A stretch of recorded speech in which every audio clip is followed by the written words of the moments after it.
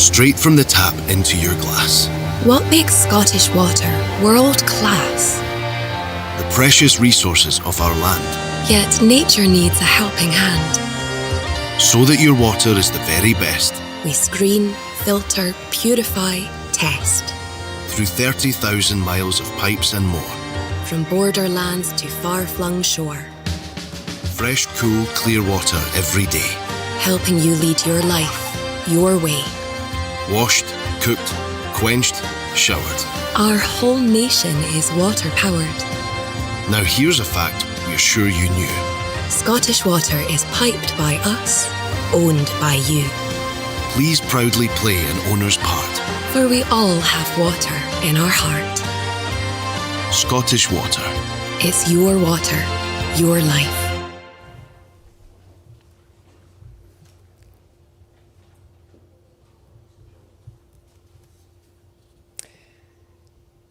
Good evening, everyone, and a very warm welcome to Scottish Water's annual Consultative meeting 2025. So we'd actually like to start by taking a moment to remember our colleague, Dr. Fortune Gomo, a resident of Dundee who was tragically taken from her family earlier this year. Fortune was an exceptional scientist and was playing a part in making Scotland a more water-resilient country. Now we're discussing with her family and Dundee University how we can celebrate her legacy to the water sector here in Scotland and also in Zimbabwe. So thank you. And thank you also for taking the time to join us this evening, whether you're here in person in Dundee or tuning in online. A special hello to our live stream viewers. We're delighted that you're with us too. So it's a real pleasure to be here alongside our CEO, Alex Plant, members of the executive leadership team and my fellow board members. And what a brilliant setting we have, Dundee's Science Centre. If you've been here before, you'll know it's a place where learning is hands-on and fun. And this afternoon, we explored some of the water exhibits that help to reinforce how precious our water resource is. We also had the joy of meeting pupils from St Pius Primary School who were taking part in our Generation H2O Schools programme. These young water champions impressed us with what they already know, from saving water by turning the tap off while brushing their teeth to knowing exactly what should and should not be flushed down the toilet. So I'm delighted to share that we'll now be working in partnership with the Science Centre to run even more workshops on the water cycle for hundreds of Tayside school children in the year ahead. So tonight is about three things. It's first about updating you on Scottish Water's performance over the past year. It's second, it's about looking ahead to the challenges and opportunities on the horizon. And third, and absolutely key, is about hearing directly from you, your questions, your ideas, your feedback. And for those of you watching online, you can send in questions via the YouTube channel using the guidance notes provided. And for those in Dundee, we're going to have a Q&A session shortly. So to our performance. Well, earlier this month, we published our annual report. And I'm delighted to be able to say that 2024-25 was our best year since Scottish Water was formed 23 years ago. Indeed, while continuing to deliver world-class water, we hit highs for customer satisfaction, we cut serious environmental pollution incidents, and we reduced leakage and interruptions to supply.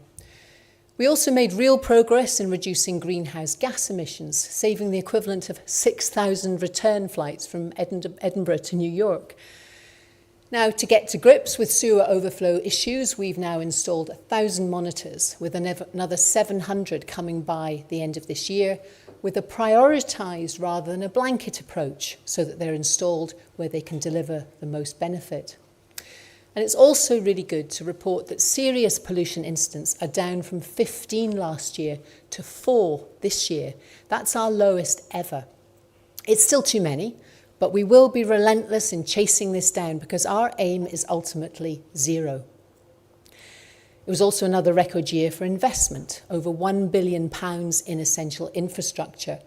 And because we're publicly owned and independently regulated, while still being commercially run but on a not-for-profit basis, every penny of surplus goes straight back into improving services. Now, of course, performance like this doesn't happen overnight. It takes long-term planning, smart investment, and above all, the dedication of our people.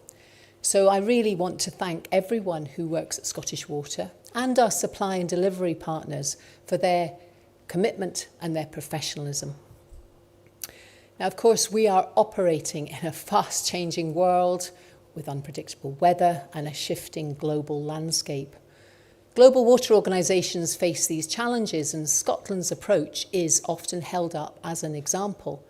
Indeed, the recent Independent Water Commission report, the Cunliffe report, into how to improve the way the sector works in England and Wales, specifically recognised Scotland's more sustainable model for long-term planning, solid investment and bill stability. So looking ahead and reflecting that forward planning approach, our long-term strategy sets out 3 of the big challenges for the next 25 years. More extreme weather, replacing ageing assets, and adapting to population shifts. And it's in this context that we're also working on the next strategic review of charges for 2027 to 2033. And it's all about balancing affordability with the investment needed to keep our water and wastewater services a source of national pride. But we can't do it alone. We need to work closely with councils, with regulators, with community groups, and with you, our customers. And a great example is right here in Dundee at Douglas Community Park, where we've worked with the community and the council to create green spaces that reduce flooding, they improve biodiversity, and they provide a great space for residents to enjoy. Alex and I visited the park recently. We met some of the people involved and we filmed an update on how we're doing. And I'm delighted to see that many of them are here with us tonight. So thank you for coming. And let's now just take a quick look at that video.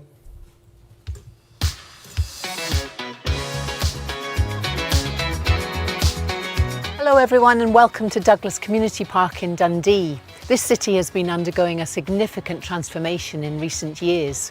Called the City of Discovery, it was once famed for jam, jute and journalism, and today is home to some of the world's best scientists, engineers and of course the fantastic V&A Museum. It's also where we at Scottish Water are doing some of our most important innovative work in partnerships with local communities with a focus on saving money and protecting the environment, some of which we've referenced in our annual report that we've just published. Now, Scottish Water is publicly owned, and this means all of us have a stake in the business. So how is our national water company doing? Well, I'm really pleased to say that we've just had our strongest year ever. Customer satisfaction reached 94%, which is remarkable in any sector. We're also the most trusted utility in the UK from a survey of 10,000 consumers. Thanks, Deirdre. It's really great to be here in Dundee, and we really do have much to be proud of in terms of our recent performance at Scottish Water. Our annual report shows how we've managed to reduce leaks on the system, to cut interruptions to supply by 22%, and to reduce serious pollution incidents by more than half, to just 4 incidents last year. Now that's still 4 too many, of course, but compared to where we were just a few years ago, this really does represent great progress. And of course, Scotland's drinking water continues to be rated world-class by our independent regulators. Now, Scotland's amazing environment is also benefiting. So 87% of rivers in Scotland are rated as good or better than before by SEPA.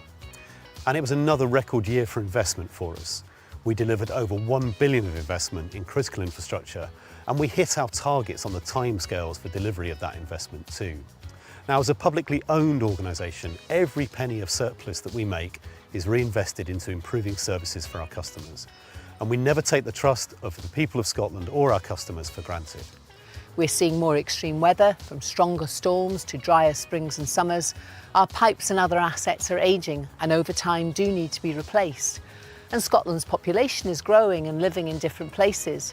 More and more people are living here on the East Coast, which is also where the water is most scarce. How are we going to respond to the challenges ahead? The short answer is we can't do it all alone. And that's why partnership is one of the core themes in our recent long-term strategy. So right here in Douglas Community Park, you can see that in action. We've worked here with the local community and with Dundee City Council to help tackle flooding.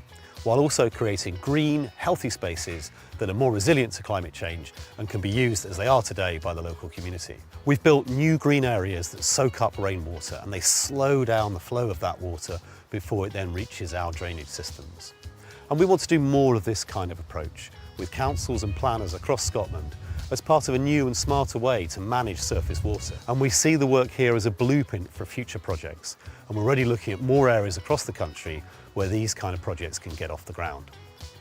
We're also trialling smart technology to help people understand and manage their water use. And here in Dundee, we're installing over 2,000 smart monitors in homes and businesses. These will help us find and fix leaks quicker and give customers better information about their own water use. An independent study this year found that for every £1 Scottish Water invests, we generate £3 of value. That's quite a figure. And that's partly because almost 90% of our supply chain spending stays here in Scotland.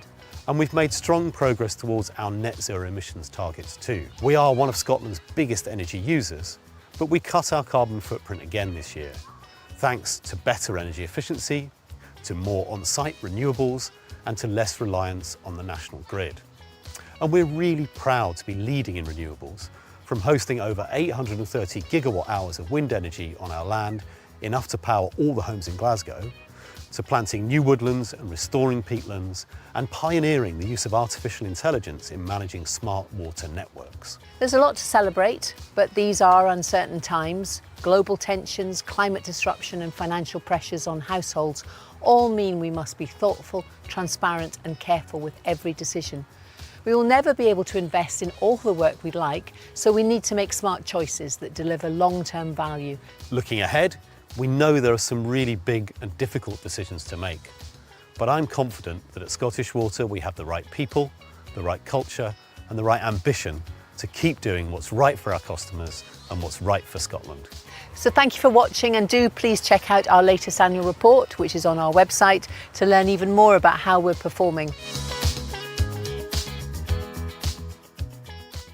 So that's a great video, though I say so myself, but I hope you got a lot of insight. We can all go home now, actually, it's said so much. But it's given some good insight into our progress and the challenges ahead. So thank you again for being with us today. I'm looking forward to the Q&A session, and I'm now going to hand over to Alex, who's going to share more on our work and vision for the future. Alex.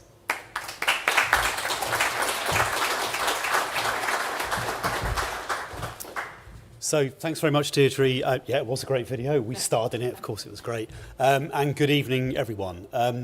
It's great to be here in Dundee. And in the video you just saw, Deirdre talked about Dundee's famous jam, jute and journalism, which is what I learnt about Dundee when I was doing geography at school. I'd just like to add in a fourth J, which is joysticks. Because as lots of you will know, Dundee's got a thriving computer games industry. Grand Theft Auto, the new release, is being worked on just down the road. And what it shows there is that this city is not just steeped in history, but it's brimming with creativity, innovation and energy too. And great people. We've been working with lots of them recently, as you saw on the video. And again, it's great to see more of you here today. Thank you for being here. It's also a real joy to be here in the award-winning Science Centre. I've seen it from the outside, but never been in before. And for those of you who know it, there's a surprise around every corner. I'm still slightly reeling from the kind of surgery room, which, I don't know, maybe it's just me. I found a bit odd trying to do remote surgery on bodies. Not real bodies, I should hasten to add. Brilliant interactive displays, fascinating rooms, and it really works for young people enjoying it, as we've seen today. Now, as part of today, I also took the time to meet some senior colleagues from councils in Dundee, Angus, Perth and Kinross and Fife. It was a really useful session. We talked a lot about the key priorities and the shared ambitions that we have, and particularly, how do we work even better together for the benefit of residents of this part of the country in the future. And as Deirdre was talking about, partnership working is going to be essential to our ability to face into some of these really big challenges, because we know that we can't do it on our own. Things like flood risk, things like drought risk, they need a collective endeavour, and that's the way we're trying to set ourselves up to be successful for the future. Now, as Deirdre said, I'm really proud that we delivered our best performance ever last year. And that's the result of our people and the people we work with providing vital services year in, every day and every week. Engineers out restoring supply in all weathers, customer teams answering calls 24/7, our scientists working to ensure water quality, and our teams rolling out new technology, which is going to make our systems smarter and greener. And perhaps what makes me proudest of all in all of this is the fact that more than 94% of our customers rate Scottish Water positively. That makes us the top water company in the UK on this measure and the joint top most trusted utility. It's a real accolade. But these things are hard won and easily lost, so we're not resting on our laurels. We're taking every opportunity we can to try and drive performance and drive productivity. Now, if we look at our carbon and net zero ambitions, over the past year we've delivered more than 50 energy efficiency projects, and those have cut over 1,400 tonnes of CO2 from our baseline. We're using smart pumps and processes which save millions of kilowatt hours of energy, and we're using anaerobic digestion and renewable energy projects that are generating nearly 45 gigawatt hours of clean power across the country. We've also completed 16 renewable schemes, and we've established an ethical solar supply chain, which means we're able now to explore more solar opportunities across Scotland. No better than here, the sunniest city in Scotland, so lots more we can do there. We've also been working, as the video showed you, about restoring over 550 hectares of peatland and planting new woodland too. This both has carbon benefits, but it also enhances biodiversity, and it really helps us because it enhances water quality as well. And increasingly, we're also embracing smart technology to stay at the forefront and become leaders in our sector and across sectors. So we're now using AI-powered condition monitoring that looks at how our equipment is working and prevents failures before they happen. We're using drones to make sewer surveys safer and more accurate. And one area we're particularly focused on is water management. How do we use technology to inspire behaviour change and to safeguard our most precious resource? Now, this is becoming a lot more urgent. Scotland saw its driest spring since 1964 this year, and this August has been both drier and warmer than average. And the past few days alone, we've seen demand surge by over 100 million litres per day. And that's enough to meet the needs of 300,000 homes in and around Dundee. Our reservoir levels are well below normal, and the east of Scotland is the hardest hit. And here in Dundee, we're served by both the Backwater Reservoir and the Loch of Lintrathen, and they're less than half full, and I was up there early in the week looking at the system there. It is concerning. And we're also seeing SEPA, the Scottish Environmental Protection Agency, having to restrict water use for industry and agriculture because the level of the rivers is so low. Now, during this dry spell, we've worked really hard to keep everyone supplied. We've had to tanker some water into areas that need it most. But I think we all know that tankering cannot be the long-term answer. We have a job to do in Scottish Water to carry on driving leakage down. And as a nation, we all need to think about water differently. We need to recognise it as a scarce and precious resource. We need to use it wisely. We shouldn't be watering our lawns. We should be using watering cans instead of hoses to water our gardens. And there are other small but important changes like shorter showers that we can all take that will just make a difference and allow us to actually have a sustainable and resilient system for the future. This sort of extreme weather is unfortunately now the norm, so we're going to have to respond to this. One aspect of that, right here in Dundee, is we're running a pilot looking at installing over 2,000 smart monitors in homes around Dundee.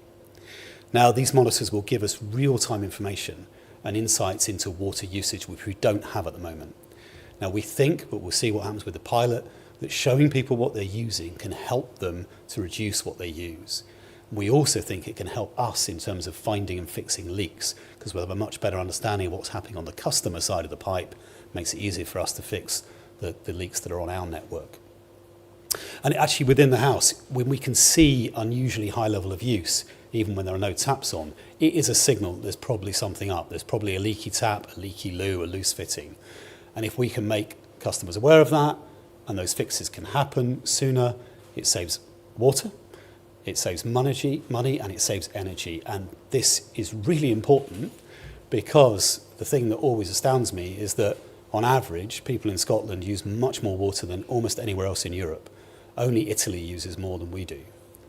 Now, that's not a sustainable position.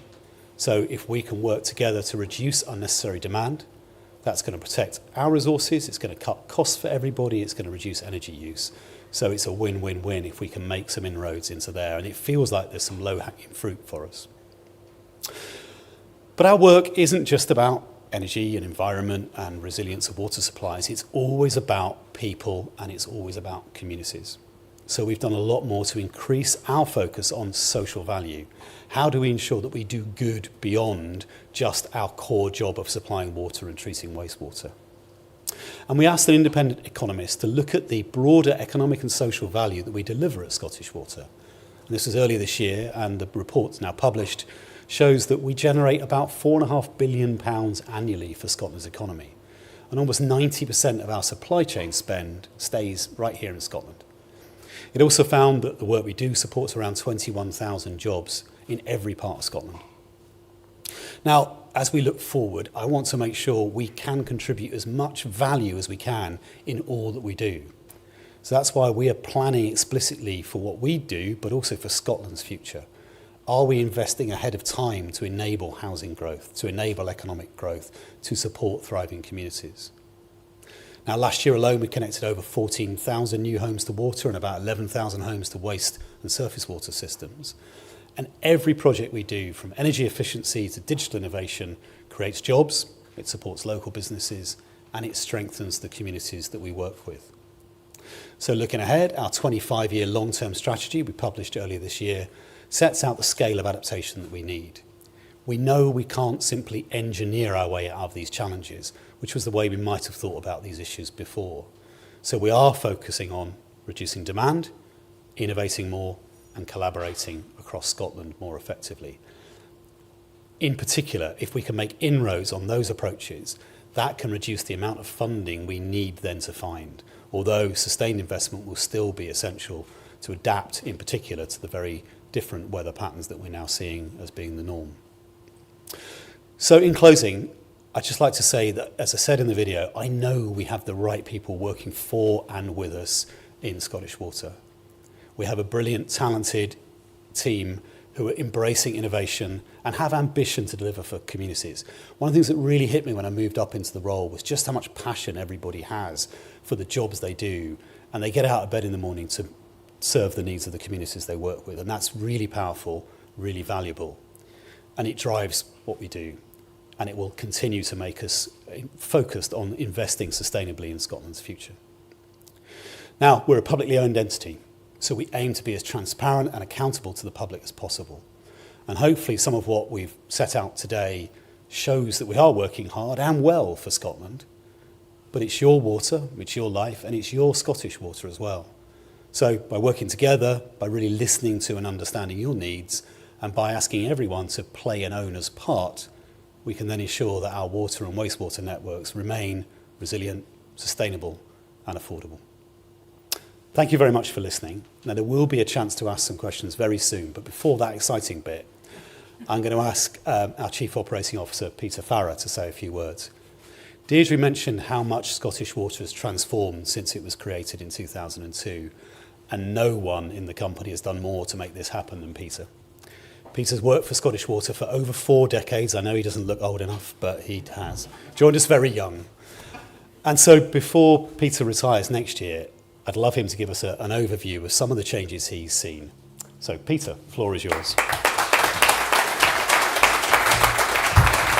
Thank you, Alex, and good evening, everybody. So that picture there is how it all started for me as a fresh-faced 22-year-old straight from university 41 years ago on the 1st of April 1984. And look what it's done to me now. Apart from the obvious changes to me, the biggest transformation that I've been part of is the move to today, which is a relentless focus on customers and communities. But at that time, we were bedded into councils as water and drainage departments.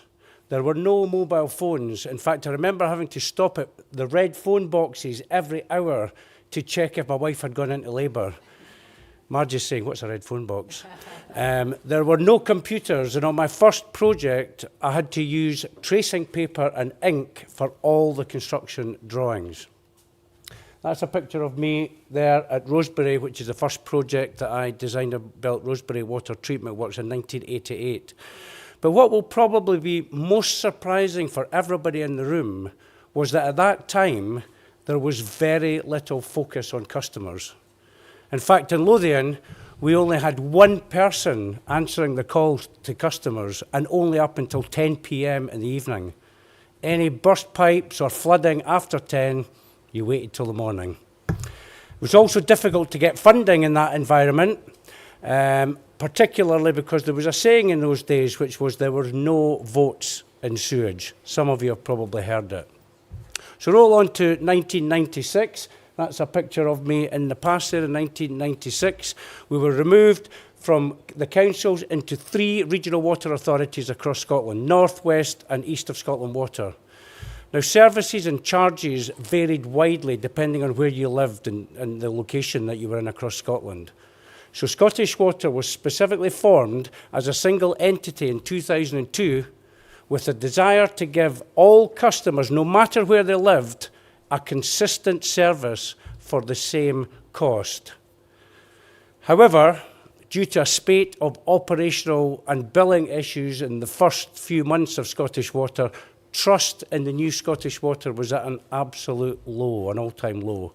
And just to illustrate how bad that was, I went on a dialo, which is a day in the life of, in Glasgow, with a network service operator, wearing my brand new Scottish Water polo shirt.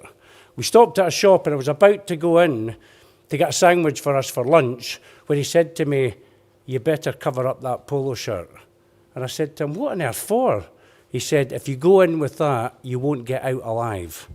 I said, "Absolute rubbish." I went in and was then held hostage for 45 minutes.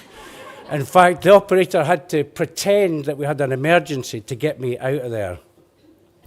At round about the same time, and to ensure that customers got a great value for money service, the economic regulator for Scotland was introduced. He benchmarked our performance with the rest of the water industry in the UK. He effectively held up a mirror, and I can tell you, we didn't like what we saw, because we were firmly at the bottom of the water industry league table, providing the worst customer service at the highest cost to our customers. So action was needed, and it was needed quickly. We were given a 40% cost reduction target in the first 4 years. Extremely challenging, but we delivered it. Next, a 50% improvement target in customer service for the following 4 years. We delivered 60%. And roll that right up to today, I am extremely proud to say that we are now one of the leading utilities in the UK, providing a top-class customer service at one of the lowest costs to our customers. So from the bottom of the league to the top of the league. And there was 3 key success factors that got us there. I've already talked about the first one, regulation, holding the mirror up, essential. There was then ambitious leaders who were all passionate about being the best. And the third one, which is the most important one for me, is our fantastic people and bringing them on the journey with us. Of course, you've heard from Alex, and the journey is not over. We still have a lot to do, and we face many challenges, weather and drought impact being just some of them. Now, these pictures there are pictures of me when I went to Zambia to support WaterAid to help deliver water and sanitation to communities that were in constant drought. And who would have believed that 15 years later we'd be worried about drought impact in Scotland? But to leave you, I have a secret weapon, and it's in the top right-hand corner there. That's an Australian rainmaker, which was handed down to me 20 years ago from a previous water director who had received it, and it had been handed down for 50 years before that. I had it on great authority that I had been successful in the past, as long as it was not overused. I have only used it once in that time. That was in 2021, after a long, dry summer, similar to the one we've had this year. It was in October, and after I used it, it rained constantly for 6 months. Now, you can decide yourself whether that was the power of the rainmaker or the fact that it was October and going into winter in Scotland, and it rains. Okay, but anyway, for any budding Scottish Water employee who wants to step into my shoes when I retire next year, I'm open to negotiation for that. Thank you very much.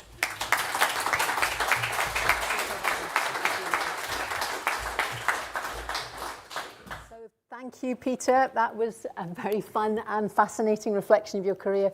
As you said, you've dedicated 40 years of your life to this industry. You've seen it all, you've done it all, but you've helped to take Scottish Water from where it started to where it is today, and we're all very grateful to you. You've been key to Scottish Water's success, as Alex said.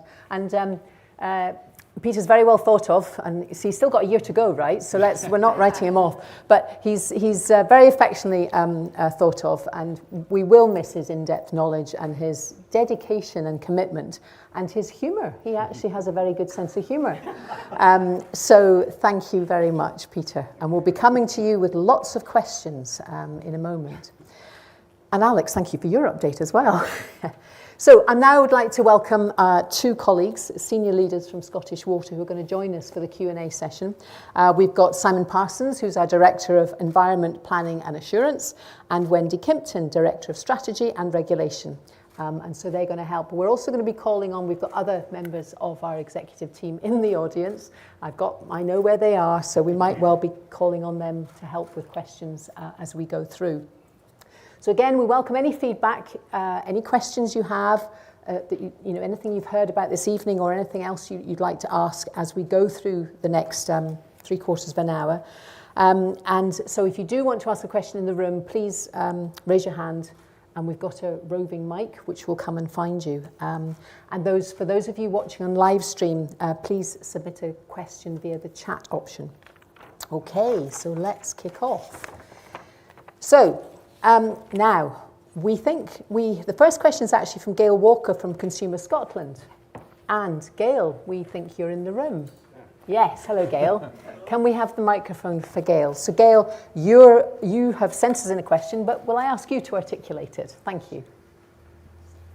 Thank you. I really welcomed Peter's use of relentless focus on customers and communities, and that is an incredibly welcomed statement, and I do appreciate, having spent some time in the sector over the last 17 years, that this has been quite a journey. Just to Alex as well, you've set out your challenges over the next few years, natural, and I think just in terms of what you need to invest on. How do you see your relationship with customers and communities evolving to meet that? And I know that you've touched on some of this. And what more do you think Scottish Water needs to do to build partnerships with individuals and communities of both interest and geography to support your ambitions and your targets? So Gail, thank you. Thank you for that. So I'm actually going to ask Wendy to pick up on that. Wendy, would you like to give your thoughts? And then Alex, you can maybe come in if, yeah? Yes, I will. Thank you. Thank you very much for the question, Gail. So, as we've just heard, there are some really big challenges ahead. We've heard about the changing weather, the fact that we've got a huge asset base that's ageing, and also that we've got a population that's growing and shifting in Scotland. And there's no pretending that we can solve this by ourselves. We can't engineer our way out of this. We need help from the communities across Scotland. And we've also heard about two great examples that are already happening here in Dundee. The first one, helping people understand their water use through a smart monitoring trial. And I know the research from Consumer Scotland helped direct that because, from Consumer Scotland helped direct that because what it said was customers really do want to do the right thing, but they need help in understanding how they do that, how they reduce their consumption. And in reducing consumption, we're taking pressure off the networks, we're looking after a very precious resource, and importantly, we might also be preventing needing to invest to increase more supply as the population grows. And we also heard about the great work being done in the Water Resilient Dundee project in the Douglas Park area, where we're building the green spaces to soak up the water.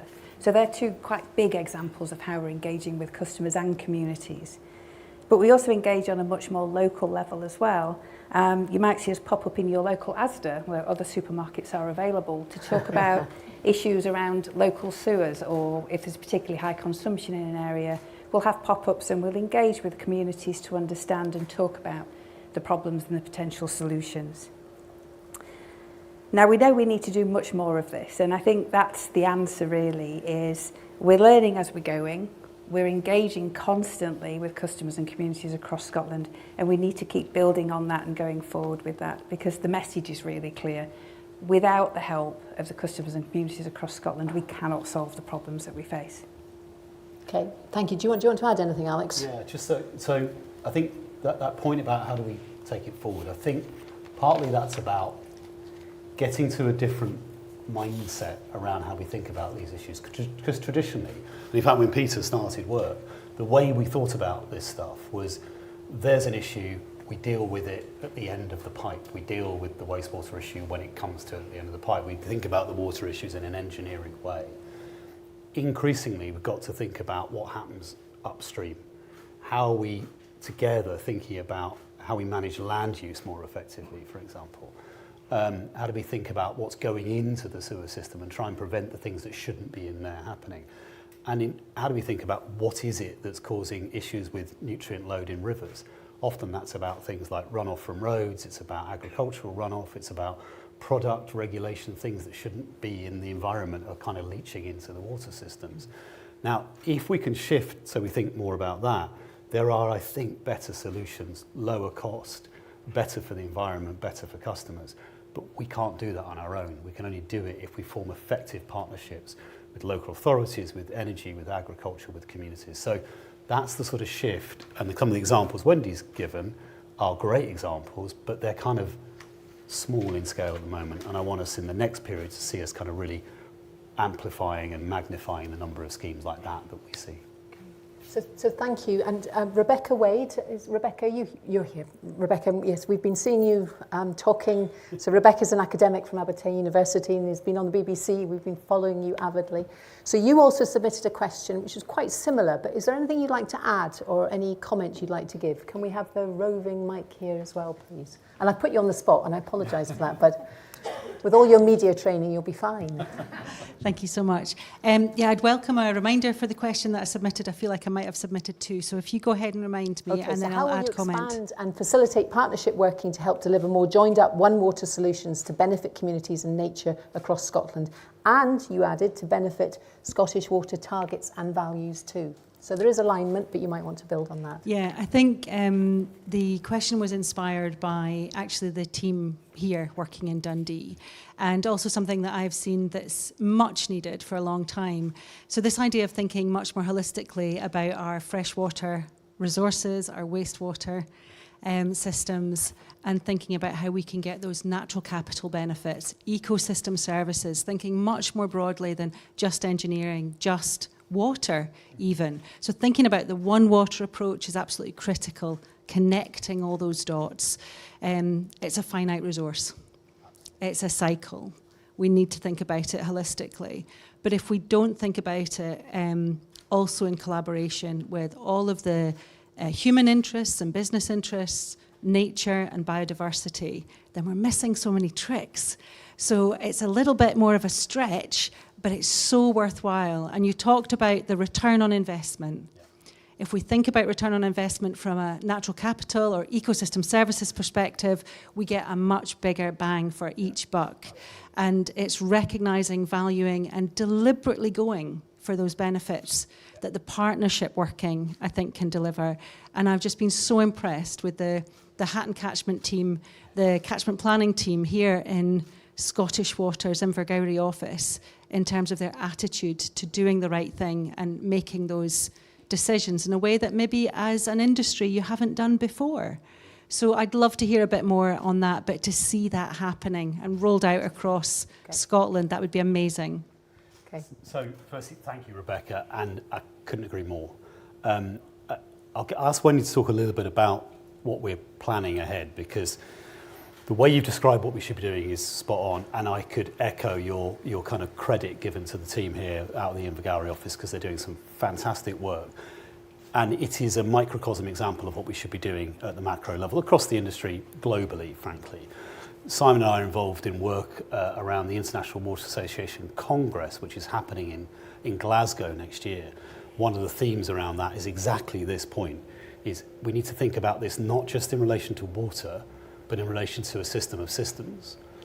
And we must be thinking about how we maximise not just the natural capital value, but the broader capitals that you can think of, the social capital, natural capital, the financial capital, right? All of these things can play, and if we think about it in that way, we will get better outcomes. It's sometimes harder work, but the social return and the environmental return on investment is massive. And we've tried to frame some of what we're talking about in our long-term strategy and in our draft business plan in that way, which Wendy, you might want to touch on. Sure, yes, thank you. Great question, by the way. Thank you very much. I think in terms of the long-term strategies, we've talked about the challenges that we face. We also talk about the approaches that we need to take to help us ensure that we continue to keep the costs down as low as we can. And those approaches involve partnership working, which we've just been discussing, managing the demand on the network, that's both the clean water network and also the wastewater network, and also using innovation and technology to, who knows what's going to reveal itself in the next 25 years. And we need to be at the forefront of that, driving that innovation. And around that sort of core three approaches, what falls out of that are solutions that deliver much wider benefits. Working with customers and communities to deal with surface water flooding in ways that creates great amenity value for customers, and understanding our intellectual value as well, and guarding that and looking after that and using that to ensure that we're always finding those new solutions and being as efficient as we can. So the only way we can manage those challenges is by adopting approaches that bring people in and look at those wider benefits. So super, thank you very much for your question. Much appreciated, thank you both. I'm going to come back to you, Wendy, though, because we've got Harry Haynes from Edinburgh who's watching online. And it's a bit of a build in terms of his question is, all our bills keep going up, including our water charges. Are you really offering the best value for money possible? And what criteria do you use to determine what is the best value for us customers? Wendy.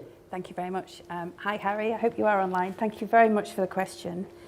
I think the first thing I'd like to say is, I'm going to state the obvious, we never take putting up charges lightly. It's always a very, very careful process that we go through. And we also consult with our customers every year regarding those proposed bill increases, looking at, and the customers, we ask them about what is affordable and reasonable, both from a personal and also a societal perspective. It's also worth pointing out that about half of our bill payers in Scotland receive some kind of rebate or support in paying the bill. So that's kind of like the annual bill process. But I also want to talk a little bit about moving forward as well. We've talked about the fact that we're business planning and we're looking at our long-term strategy. And we've engaged with a lot of customers to talk to them about the challenges that we face and understand their ideas and their thoughts of what we should be doing.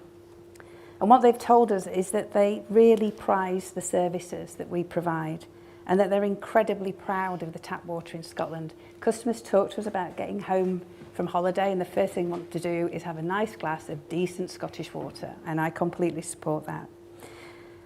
They don't want us to change what we're delivering, but they do push us very much on issues that matter to them, and that's really important to us. But what we have seen from those customers is a consensus that they do want us to invest in and look after this vast asset base that provides these services to us all. And it is an enormous asset base. And some of the things like the wastewater treatment works, the water treatment works, the reservoirs, were here before us and they'll be here after us. And it's our job to make sure we hand them over to the next generation in good condition and that each generation pays fairly for those services. And we also work really hard to understand how we can be even more efficient, how we can use innovation and technology to really drive ourselves that the cost is as low as it possibly can be. And on that point, we have an independent economic regulator called the Water Industry Commission for Scotland, and they really hold our feet to the fire in terms of that we are as efficient as we can be. They benchmark us against other companies. They look very carefully at all of the evidence of what we believe we need to do and the solutions that we're proposing to make sure that they're the best ones that they can be. Okay, super. Thank you very much. Right, Simon, we're coming to you next. We've got a video question, actually, so can we see the video question, please? Hi, my name's Catherine and I'm from Fife. The question I'd like to ask Scottish Water is, what are you doing to improve overflows? That's a very to-the-point question from Catherine. And there was another one that we got from Tyler Anderson in Aberdeenshire, so thank you, Tyler. So given Scottish Water's responsibility for discharges of untreated or partially treated sewage in Scotland's waterways, can you explain what specific time-bound actions are being taken to eliminate these releases and how you will transparently report progress to the public on both water quality improvements and incident reduction? I think you're the man to take this, aren't you? Yeah, thank you, and good evening, everybody. So first of all, let me just say thank you very much to Catherine and Tyler for the questions. A question we're asked a lot at the moment around here. Before I answer the question, I just want to tell everybody what an overflow is, just in case you do or don't know what it is. So an overflow is a safety relief valve in our sewer system. So our sewers are designed really to take the wastewater, the shower, the toilet water from your house and transfer it down to our wastewater treatment works. But if too much rainwater, a bit like we've had earlier today, gets into the sewer system, that water has to go somewhere. So it has a relief valve in the system, an overflow, which means that wastewater isn't backing up into your houses or to properties or businesses across Scotland. It's a really important part of how the sewage system works in much of the world. Now the challenge is, of course, is what impact is that overflow actually having? Now, just for everybody, when those overflows operators are designed to do, 99% of the water that's coming out those overflows is rainwater or roof water, things like that. Very, very small amount of it, less than 1% of it, is what you think in terms of sewage, what you're flushing down your loo. And that's going into the environment when it's already very wet and dilute. So its impact should be very, very low. So the really important part of our infrastructure we have here in Scotland. Now we've got thousands of these overflows across Scotland, and we know very few of them actually have an impact on the water environment because SEPA, the Scottish Environmental Protection Agency, do a huge amount of work looking at the quality of our rivers and our seas. And 87% of those are already at really high standards here in Scotland, much higher than the rest of the UK and up there with the best across Europe. But we know, and we know because of you'll see a lot of it in the press, we see a lot of questions about it, it's a really important question for us. So we, working with the Scottish Government, the Scottish Environmental Protection Agency, developed a route map, a plan to make improvements. And a big part of that is the transparency question that was asked. So today you can look on the Scottish Water website and you can see well over 1,000 dots on a map that tell you how our overflows are operating today. By this time next year, there'll be 2,000 dots on that map. So 50% of our overflows in Scotland will be available in terms of information. And that really helps us understand how they're operating and when they're operating.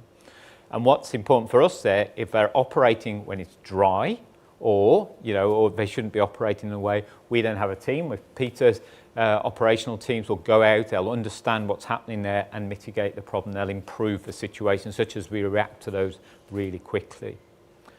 But we also know there are some overflows that do need improvement. So part of a £500 million worth of investment we're putting in, we're improving, kind of rebuilding or changing the infrastructure we have and those overflows, ideally removing them, but where we can't in terms of improving them so they have a minimal impact, if any, on the environment. So that's the time-bound plan. It's available on the Scottish Water website. If you just Google Scottish Water and overflows, you'll find the route map, you'll find the dashboard as well, and you can see all of the information in a very transparent way, because that's a big part of what we're trying to do. Thank you, Simon. And I'd encourage you to go and have a look. It's amazing because you can see, all around Scotland what's happening. It's very impressive. And like we said earlier, our plans are in place to do even more as we go forward. So we've covered bills, we've covered overflows. Is there any reaction from anybody in the audience who'd like to comment or ask a question, related or not? Or I'll keep going. I'll keep going. That's fine. Can we have the next one, please? The video, please. So this is Nicola from Motherwell who is going to ask a question. Nicola.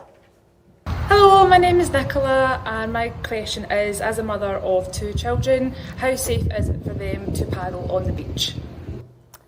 Well, building on what Simon has said, Alex, why don't you take that? Yep, I'll pick that up. Thank you, Nicola, for the question. And I like paddling on the beach. I like swimming in the sea. It's something I do a lot.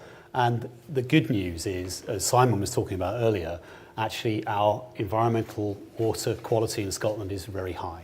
And in terms of bathing water and beaches, we've actually just had the best year ever, as kind of reported on by SEPA. So, for most of the time, in our bathing waters, you can paddle on the beach very safely. That's the decision, and the information around all of that, though, is actually one for SEPA.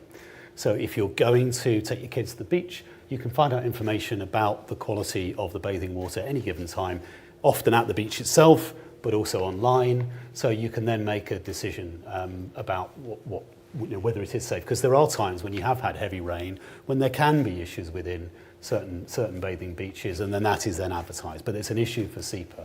But we are blessed in Scotland with having beautiful beaches across the country, and most of the time it's absolutely great to take your kids there and paddle, and it's safe. Any reflections from the audience? Yes, can we have a roving mic, please? Thank you. Thank you. My name's Alicia Hayes. I'm a councillor for East Newcombe Landward Ward in Fife Council. I came this evening to talk specifically about Ely, but that is something that we can perhaps take offline at the end of this meeting. That'd be great.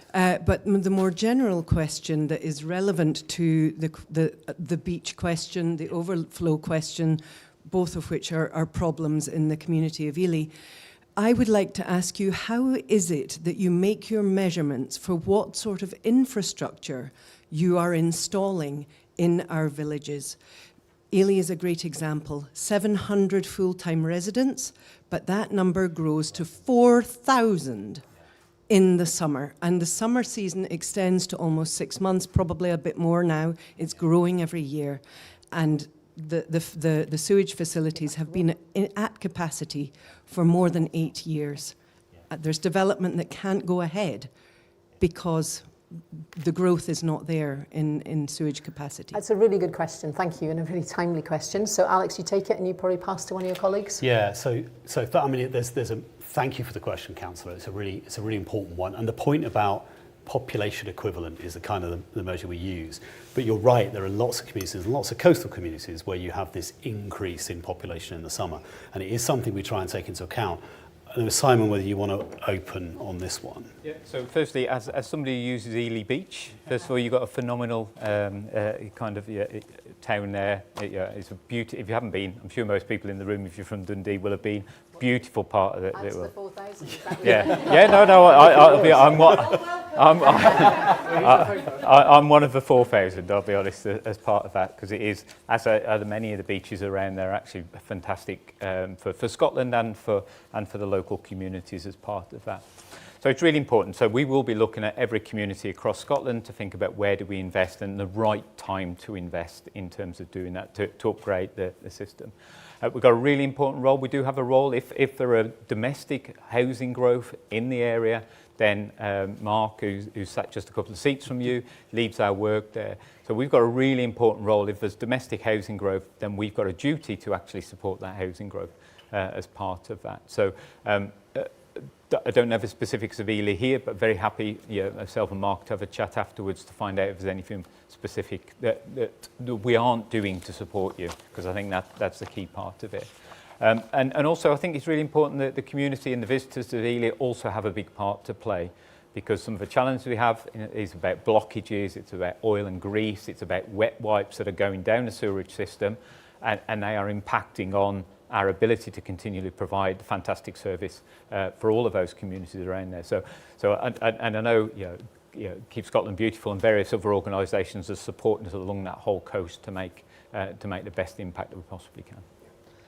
Thank you, super question. And actually, a bit of a build. Emma Robson from Dundee, are you in the room? You sent us a question. Are you happy? So yours was about Scottish Water working with other utilities and local authorities to reduce disruption and road closures. Do you want to say a bit more? And then we're going to ask Rob Mustard, our Director of Capital Investment, to take that one. Yeah, thanks very much. So my question is Scottish Water working with other utilities and local authorities to reduce disruption and road closure specifically, where work can be done at the same time when there's holes being dug? Sometimes the roads are dug up twice in a matter of weeks, or as a conversation I had earlier, in a matter of days. Yes, no, thank you. I think something we can all relate to, and probably Rob, you can too. Yes, thanks very much for the question, Emma. is a point and a question that's raised quite often. And first of all, yes, roadworks can be really disruptive and frustrating. I'm actually experiencing that myself right now. But the key thing is that, as Wendy mentioned earlier on, we've got a vast infrastructure in Scotland which we maintain. And what we endeavour to do is where we can plan that ahead, we work very closely with the local authority and councils and the customers and community in that area to minimise the impact of those roadworks. And there's actually legislation that we follow to do that. Where we've got time to do that, like we've done, for example, in Perth with our super sewer work, we can combine that with other utility providers to make sure we're minimising the impact on customers. However, unfortunately, we go into what we would call some unplanned reactive situations. That's, for example, a burst water main, where one of our real priorities is to restore that service to our customers as soon as possible. And I guess we do our absolute best to notify the local community and customers of that, but it is a highly reactive nature. But I think the thing I would call out, and we've heard about this already this evening quite often, is how we can collaborate and partner better into the future, and that actually includes our approach to replacing, repairing and maintaining infrastructure in Scotland, whether it's ourselves or other providers, and that's something that I think is a fantastic opportunity for us going forward. Super, thank you. Happy with that, Emma? Good, great, thank you. We've also got Angela Anderson from Plastic Free Helensburgh. You're in the room?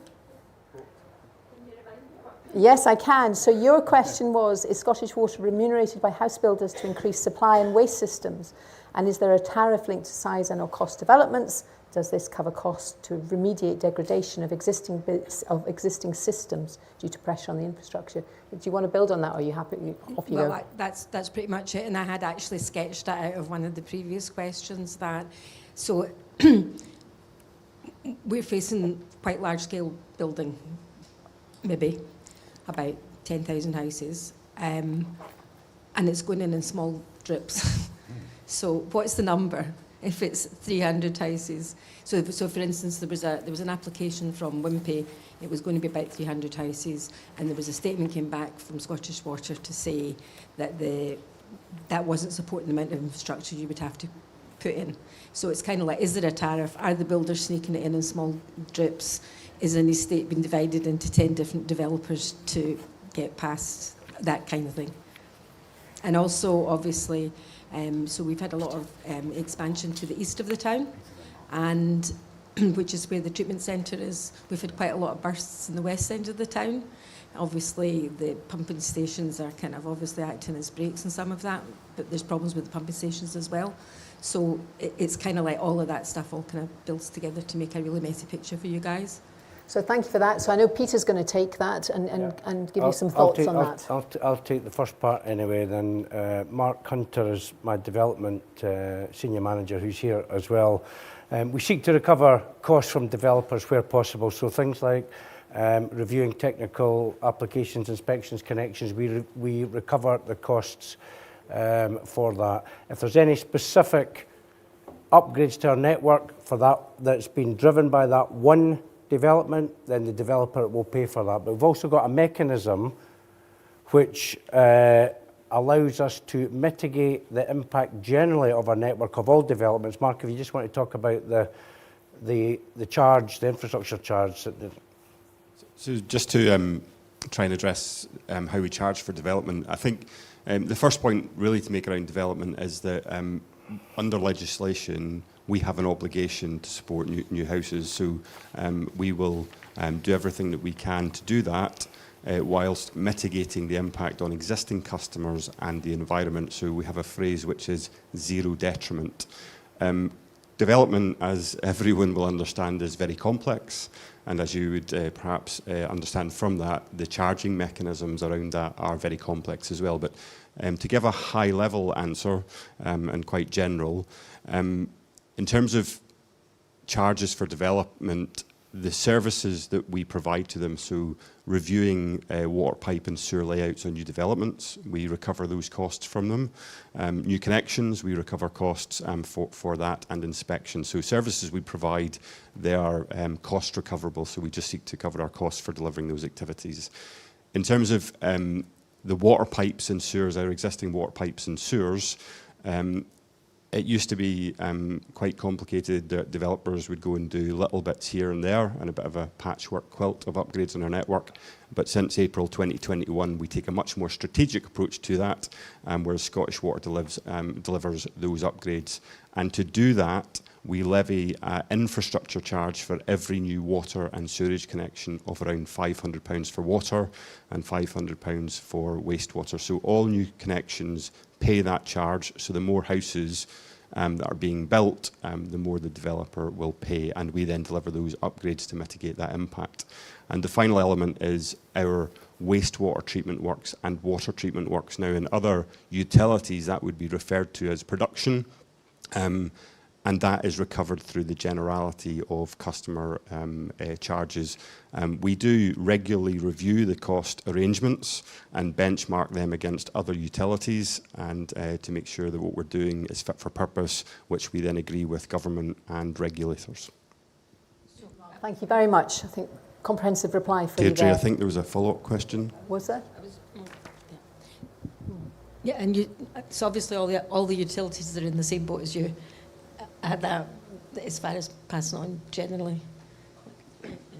So there's a number of fees that are paid for by developers, and then there is a number that's paid for by the generality of charges. When we did the benchmarking exercise, our approach was very similar to most other utilities. Thank you. Thank you. Thank you for your question. Listen, Alan, I'm going to come to you. Alan Dingwall is our CFO at Scottish Water. And the question we had from Richard Ashley of Dundee. Richard, thank you. How many private finance initiatives, PFIs, remember those? How many of those are Scottish Water still running, and what are they costing? Thank you for the question, Richard. So PFIs essentially are a vehicle that were created around about the turn of the century, and they're to provide assets, and they were brought into being where there was scarcity of resources, scarcity of money, scarcity of expertise or capacity. So we still have some of those assets with us. We've got 7 currently, and those 7 assets deal with about half of our wastewater in Scotland. We're currently paying about 170 million a year for that, and that covers all the cost of the bill that was amortised over the period that we've had them. It covers all the operations. And the phase that we're going into now is a lot of those are coming back into Scottish Water ownership. So starting in 2026, the first of those assets, Daldowie, will come back into Scottish Water, and then all but one will be back in Scottish Water by 2033. Very much, very clear. So the question, which I think I'll probably have to take, this is from Alan Wood in Aberdeenshire. Thank you, Alan. There's been media coverage about how much water sector leaders get paid, and this has included bosses at Scottish Water. So how do you set the pay given to your senior leaders, and how is their success measured to determine if they're worth it? Great question. So that's for me to take as chair of the board. The Scottish Water pay structure is designed to get good outcomes, and I hope what you've seen this evening is a reinforcement of those good outcomes that we are delivering for our customers. The pay is set by the board of Scottish Water, and we are transparent. You know, you'll find it on page 51 of the accounts, if you would like to look at it. A lot of detail there. But how do we set it? We do it by benchmarking. We basically go out and we look at other similar companies in energy, in utilities, in water, because they are the companies where we need to recruit from, where we need to get the talent to attract and retain, so that we can continue to deliver good outcomes. Now, what that benchmarking tells us is that we are actually consistently lower than all of these companies, actually. So, you know, we are delivering great value to the people of Scotland and to our customers in terms of what we are paying our top folk. And hopefully you are happy with what you are then seeing being delivered. And I think the point is the results need to do the talking rather than me. So I hope you've seen that from this evening, that actually the results are doing the talking. And if I've got any more questions on that, I'm also happy to take. No? Okay, if I stunned you into silence, that's fine. I've got one more question. Abby Varghese, have I said that right? You're here, aren't you?